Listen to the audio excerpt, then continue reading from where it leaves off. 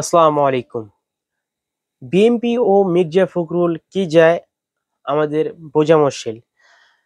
গতকালকে ভারতের পত্রিকা এই সময়কে মির্জা ফখরুল জানিয়েছে যে আমরা আওয়ামী লীগ ও জাতীয় পার্টিকে এই নির্বাচনে অংশগ্রহণ গ্রহণে চাই। তারা এই নির্বাচনে অংশগ্রহণ করুক, এটাই আমরা চাই। এ নিয়ে তীব্র ক্ষোভ করেছেন বাংলাদেশের অনেকেই, সাংবাদিক ইলিয়াস ও পিনাকি ভট্টাচার্য সহ এনসিপির অনেক নেতাই তার এই তীব্র প্রতিবাদ জানিয়েছে।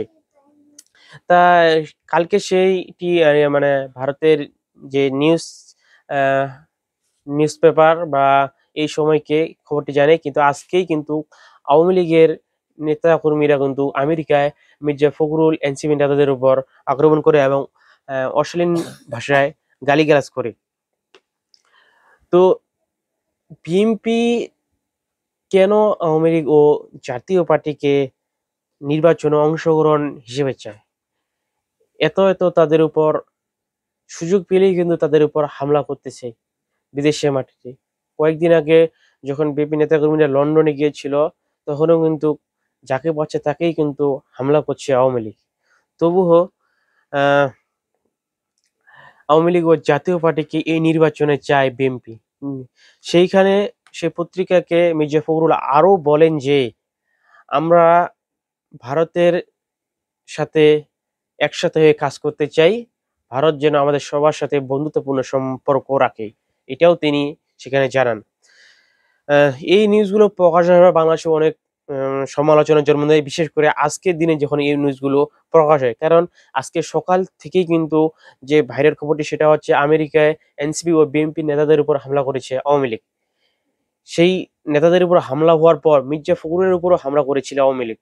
হামলা হওয়ার পর যখন এই খবরটি প্রকাশ হয় যে আওয়ামী লীগ ও জাতীয় পার্টিকে এই নির্বাচনে অংশগ্রহণে চায় বিএনপি, তখনই কিন্তু বাংলাদেশের সাধারণ মানুষ, অ্যাক্টিভিস্ট, সাংবাদিক সবাই কিন্তু এর বিরোধিতা করতেছে। তো এই সময় এই নিউজটি প্রচার হওয়ার পর অনেক সমালোচনার জন্ম দেয় মির্জা ফখরুল ইসলাম আলমগীর এই বক্তব্যটি। এইটা যখন সমালোচনা ও ভাইরাল হয়ে যায়, তখন মির্জা ফখরুল ইসলাম আলমগীর তিনি জানিয়েছেন যে আমার সে বক্তব্যটিকে বিকৃতভাবে আহ উপস্থাপন করা হচ্ছে সংবাদ মাধ্যমে। আমি সেরকম ভাবে বলিনি, তারা ভুলভাবে উপস্থাপন করেছে আমার সেই বক্তব্যটিকে।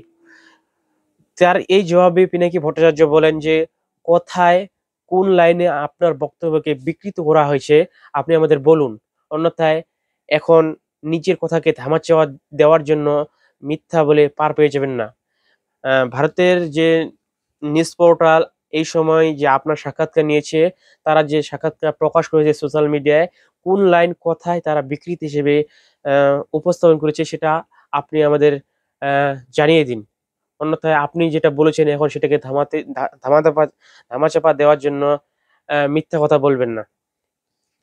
তো এই ছিল যে আজকে খবর, মির্জা ফখরুল আওয়ামী লীগ ও জাতীয় পার্টিকে এই জাতীয় নির্বাচনে অংশগ্রহণে চায়। আসসালামু আলাইকুম।